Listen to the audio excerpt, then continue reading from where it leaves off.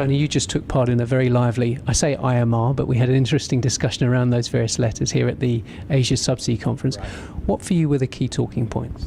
I think the key talking points were the application of vessels, the one solution for all regions or the lack thereof.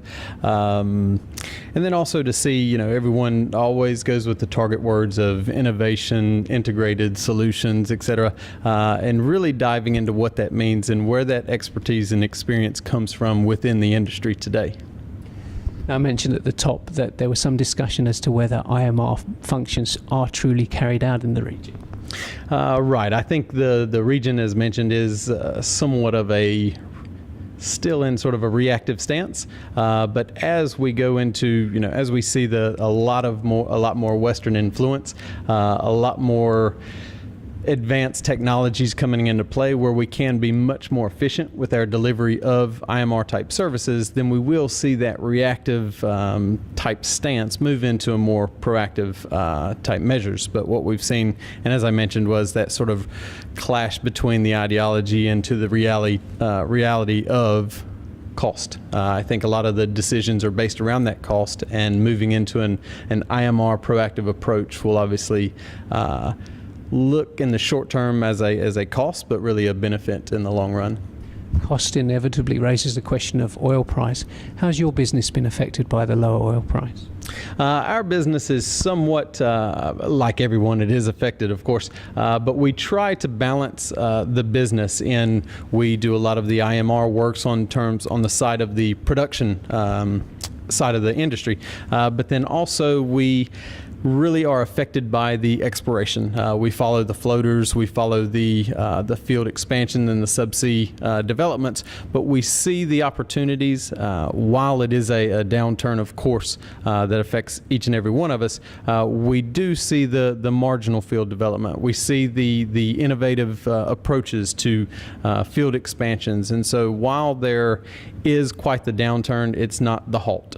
So we have been able to, we do see the opportunities arise, and we try to go with those and rely on our expertise and track record to sort of perform efficiently enough and effectively enough to sort of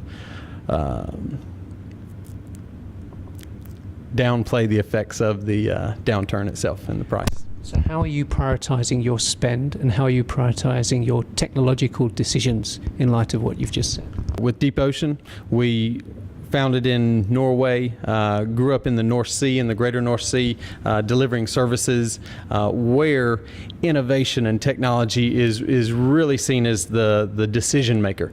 As we've expanded worldwide, and that pressure does come down with cost and price, what we've had to do is look at our delivery of services and try to find that balancing act of cost cutting and delivery of service. We are still trying to ensure that we get that approach across to the operators and to our clients of that expertise and that experience that we have will in the end be the cost-effective solution. If 2014 as a trading year was 5 on a scale of 0 to 10, with 10 being outstanding, what are your expectations for 2015?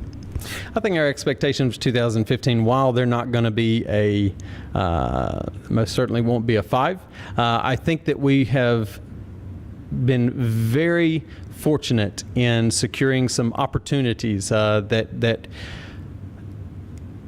are not only strategic in our expansion worldwide, but also strategic in forming further client relationships and establishing our presence in markets and with clients that were in 2014 and earlier not really on our radar. So I think that I would give this market or 2015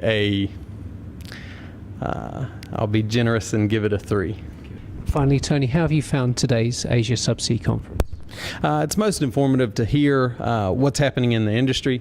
I think the innovations and the delivery of the various technologies from the vessel side thus far, I find it very informative. What I would like to see more of is really the people side of things and the development of people, the investment in people, because with these shiny new toys, if the expertise behind those toys isn't there, then will be lost. So I really want to, I'm really interested in the plans for various companies, the large tier 1 contractors and all the way to the small, one vessel owner.